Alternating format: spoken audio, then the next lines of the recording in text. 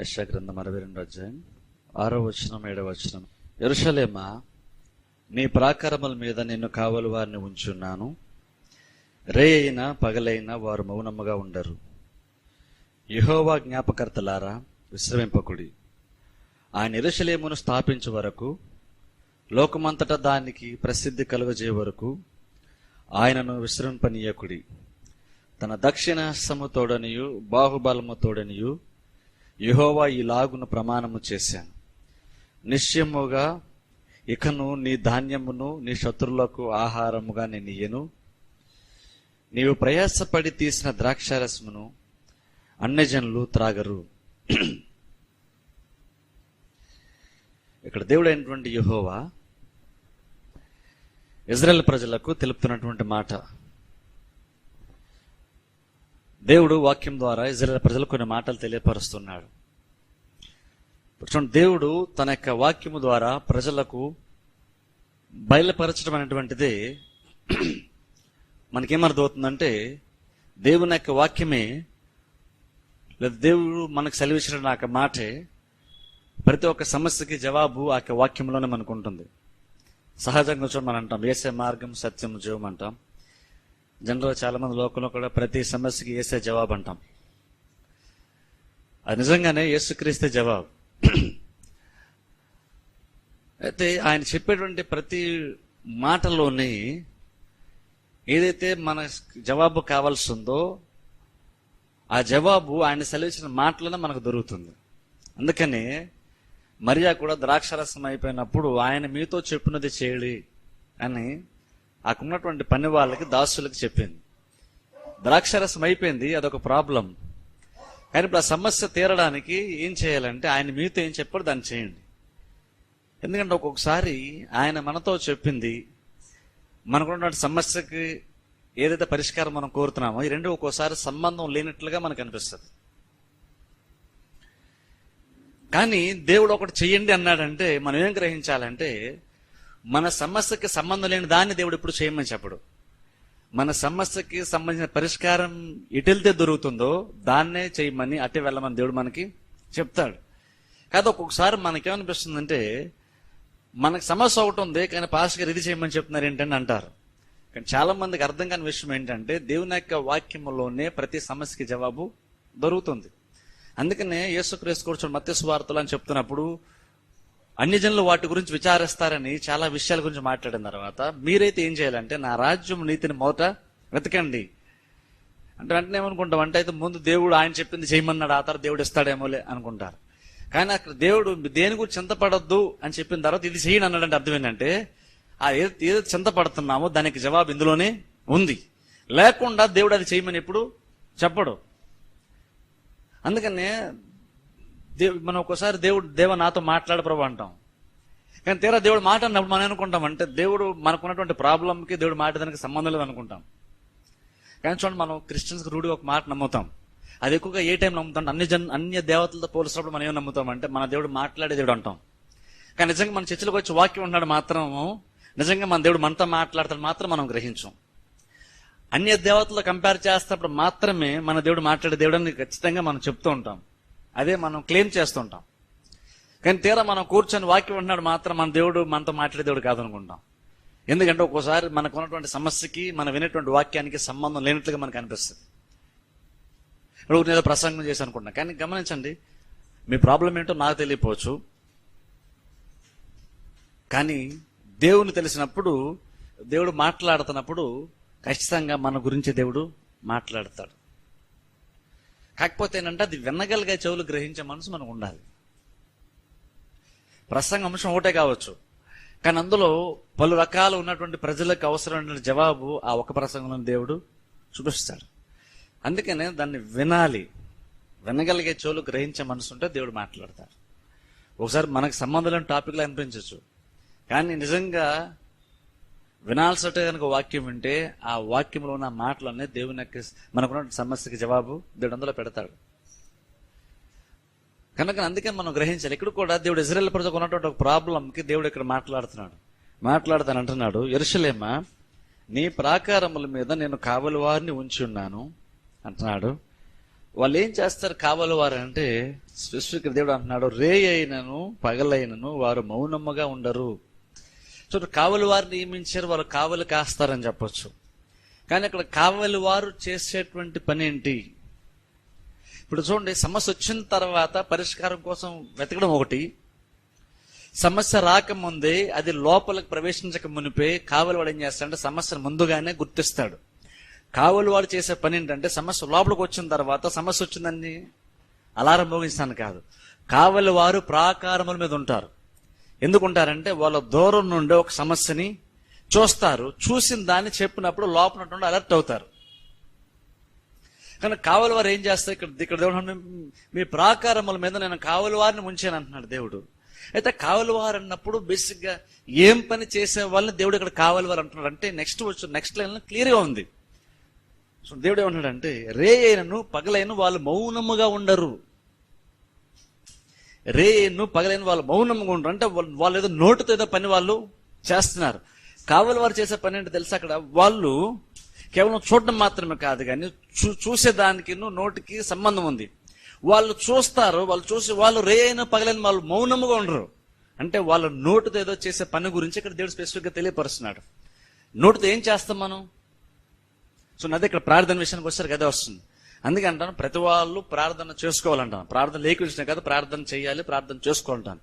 రే అయిన పగలైన వాళ్ళు మౌనంగా ఉండరు అంటే వాళ్ళు నోరు తెరిచి వాళ్ళు నోటుకు పని పెడతారు, ఏం చేయలేదు అని వాళ్ళు చేస్తారు. ఇప్పుడు ఏం చేస్తారు వాళ్ళు? చూడండి, అక్కడ అంటున్నాడు దేవుడు 7వ వచనంలో, యెహోవా జ్ఞాపకకర్తలారా విశ్రమింపకుడి. యెహోవా జ్ఞాపకర్తలారా, చూడండి, దేవునికి జ్ఞాపకం చేస్తున్నాడు.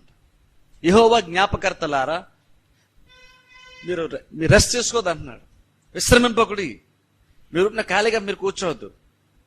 ఏం చేయాలంటే యెహోవా జ్ఞాపకర్తలారా, దేవునికి జ్ఞాపకం చేయాలంట మనం. ఇప్పుడు అందుకని ప్రార్థన అంటే ఎప్పుడు కూడా చాలా కఠినమైనటువంటిది, కష్టాలని ఎప్పుడు అనుకోకూడదు.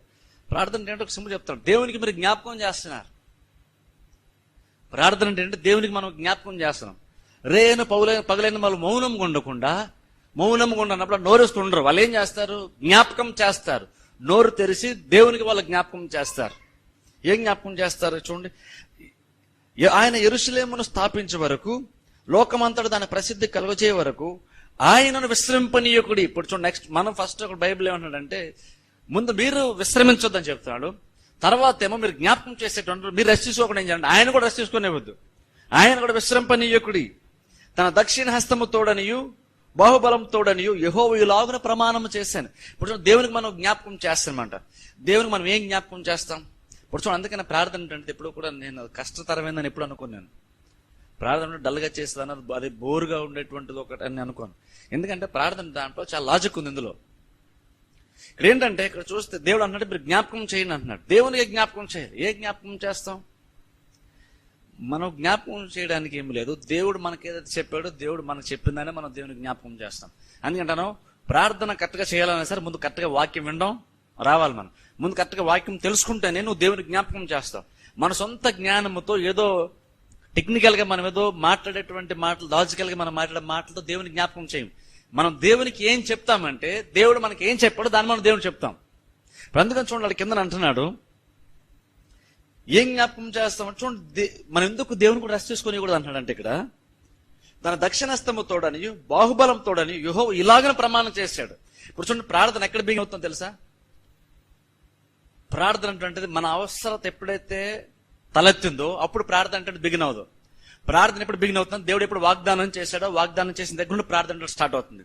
వాగ్దానం లేకపోతే మనం అడగటానికి ఏమీ లేదు. వాగ్దానం అంటే లేకపోతే అసలు మనం అడగటానికి మనకు హక్కే లేదు. అయితే దేవుడు ఇప్పుడు అన్నాడు చూడండి, మీరు విశ్రమించొద్దని చెప్తున్నాడు. రేను పగలైన కావలి ఉండేటువంటి వాళ్ళు మౌనంగా ఉండరు. వాళ్ళు ఏం చేస్తారంటే దేవునికి జ్ఞాపకం చేస్తారు. ఏం జ్ఞాపకం చేస్తారంటే ఆయన ఇలాగ సెలవిచ్చాడంట. ఏం సెలవిచ్చాడంటే అక్కడ అంటున్నాడు ఆయన, యెహోవా ఇలాగన ప్రమాణం చేశాడు, నిశ్చయముగా ఇకను నీ ధాన్యమును నీ శత్రువులకు ఆహారముగా నేను ఇయ్యను, నీవు ప్రయాసపడి తీసిన ద్రాక్ష రసము అన్యజనులు త్రాగరు. ఇప్పుడు దేవుడు ఇలాగున సెలవిచ్చాడు కాబట్టి మీరు మౌనంగా ఉండొద్దు. దేవుడు ఇది చెప్పాడు కాబట్టి ఇక్కడ మీరు నోరు తెలిసి మీరు ప్రార్థన చేయండి. అంటే బేసిక్గా మనం ఏం ప్రార్థన చేస్తున్నాం, ఏ జ్ఞాపకం చేస్తున్నాం? దేవుడు ఇది సెలవిచ్చాడు కాబట్టి దాన్ని మీరు జ్ఞాపకం చేయండి. ఇప్పుడు చూడండి, అనుకుంటాం దేవుడు సెలవిచ్చింది మనం దేవుడి జ్ఞాపకం చేయడం ఏంటి అనుకుంటాం. దేవుడు మనతో మాట్లాడుతున్నప్పుడు ఆయనకు ప్రణాళికను, ఆయనకు ఉద్దేశాన్ని, మన పట్ల ఆయనకు ఉన్నటువంటి ఆలోచనలు దేవుడు మనకు బయలుపరుస్తున్నాడు. దేవుడు మనతో మాట్లాడుతున్నాడంటే ఆయనకు ఉద్దేశాన్ని, మనసులో ఉన్నటువంటి ఆలోచనలు దేవుడు మనకు బయలుపరుస్తున్నాడు. అవి కంటికి కనబడవు, చెవికి కనబడవు, మనిషి శరీరంలో గోచరం కాదు. కానీ మనకైతే దేవుడు వాటి పరిశుద్ధాత్మ దేవుని ద్వారా మనకి బయలుపరుస్తున్నాడు. వాక్యం అంటున్నప్పుడు మన పట్ల దేవుని యొక్క ఆలోచనలు ఏంటో, ఉద్దేశాలు ఏంటో దేవుడు మనకు బయలుపరుస్తున్నాడు. ఇప్పుడు అది దేవుడు మనతో మాట్లాడేటువంటిది ఏంటంటే ఆయన యొక్క ప్లాన్స్ ను మనకి రివీల్ చేస్తున్నాడు దేవుడు. ఇప్పుడు నెక్స్ట్ ఏమంటున్నాడంటే దేవుడు మనతో మనకి ఎలాగో సెలవిచ్చాడు కాబట్టి ఇప్పుడు మీరు నోటికి పని పెట్టండి అంటున్నాడు. మనం ఏం చేస్తున్నాం? ఇప్పుడు దేవుడు అది సెలవిచ్చాడు కాబట్టి దాన్ని మీరు జ్ఞాపకం చేయాలి. ఇప్పుడు దేవుడు మనతో మాట్లాడే దేవుడు మన జ్ఞాపకం చేయడం ఏంటి అనుకుంటాం. దేవుడు మనతో మాట్లాడేది ఏంటంటే ఆయన ఉద్దేశాలు తెలియపరుస్తుంది. కానీ అదే వాక్యాన్ని మరలా మనం నోట్లో ఉంచి, మనం నోట్లో పెట్టుకొని మనం దేవునితో మాట్లాడుతున్నప్పుడు మనం ఏం చేస్తున్నామంటే దేవుడు చెప్పిన దాన్ని నేను నమ్ముతున్నాను, నువ్వు తెలియపరుస్తున్నావు. చూడండి, అందుకే రక్షణ ఎలా వస్తుంది చూడండి. యేసుక్రీస్తు మృతుల్లో లేపాడని చెప్పేసి ఆయనే దేవుడని హృదయంలో విశ్వసించి నోటి తప్పుకుని రక్షణ పడతావు. విశ్వసించినంత మాత్రం రక్షణ పడతాం లేదు, విశ్వసించి నోటితో ఒప్పుకుని రక్షణ పడతావు. ఈ రెండూ జరగాలి. విశ్వాసం ఉంచాలి, నోటితో ఒప్పుకోవాలి, నువ్వు రక్షణ పడతావు. కాబట్టి జస్ట్ విశ్వాసంతో సరిపోదు, విశ్వసించి నోటితో ఒప్పుకోవాలి. అంటే హృదయంలో ఉన్నటువంటిది నీ నోరు మాట్లాడాలి, అప్పుడు దాని రిజల్ట్ ఉంటుంది. రక్షణ ఎప్పుడు వస్తుందంటే పౌలు రోమపత్రిక 10 చెప్తున్నాడు, విశ్వసించండి, నోటి తప్పును రక్షణ పడతావు. ఇప్పుడు చూడండి, ఒక వ్యక్తి ఆ ప్రార్థన, రక్షణ కొరకు ఆ ప్రార్థన చేసినట్టు ఎవరు డౌట్ పడడం, ఈ వ్యక్తి నిజంగా ఇంకా రక్షణ పడ్డా, నిజంగా ఈ వ్యక్తి ప్రార్థన చేస్తే కానీ దేవుడు రక్షించడం లేదని డౌట్ ఎవరికి రాదు. వెంటనే మనం బాప్టిజం చేస్తాం, రక్షణ పడ్డాడని చెప్తూ ఉంటాం మనం. కానీ ఎగ్జాంపుల్ అదే ప్రేయరు, అదే దేవునికి, అదే బిల్లు ప్రార్థన చేస్తే మాత్రం మనకు డౌట్ వచ్చేస్తుంది. మనం చేసే ప్రార్థన అంగీకరిస్తున్నాడా లేదా అని డౌట్ వస్తుంది. రక్షణ పొందుతున్నప్పుడు రక్షణకు చేసే ప్రార్థనకి ఎవరు డౌట్ పడరు.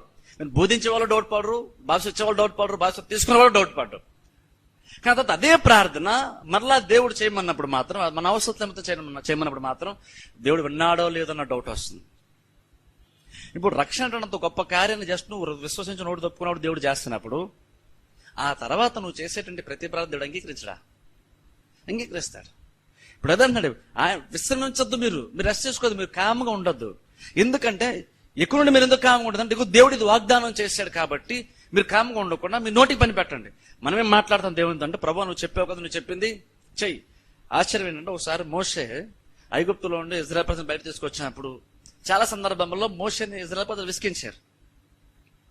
ఒకనొక టైంలో దేవుడు ఇజ్రాయెల్ ప్రజలను, దేవుడు అంటాడు మోషేతో అంటాడు, నేను ఇజ్రాయెల్ ప్రజలను తుడిచివేస్తాను, నీలో ఉండి ఒక జనాన్ని నేను తీసుకొని వస్తాను, నీ సంతానం తీసుకొని నీ సొంతాన్ని గొప్ప జనముగా నేను చేస్తాను అన్నప్పుడు అసలు అదే చాలా పెద్ద ఆధిక్యత అని చెప్పుకోవచ్చు. ఎందుకంటే ఇప్పుడు మోషేకు సొంత జనాంగం, ఇప్పుడు పక్కన నడిపించాలంటే ప్రాబ్లం, సొంత వాళ్ళకైతే ఇప్పుడు మోషేకి దేవుడు అంతగా నేను ప్లాన్ చేంజ్ చేసి నీలో నుండి జనాన్ని రప్పిస్తాను అని దేవుడు అంటున్నప్పుడు మోషే అసలు దాని గురించి ఆలోచించాలి. మోషే ఏమన్నాడు తెలుసు, ప్రభువా నువ్వు అబ్రహాము ఇస్సాకు వాగ్దానం చేసావు కదా అన్నాడు.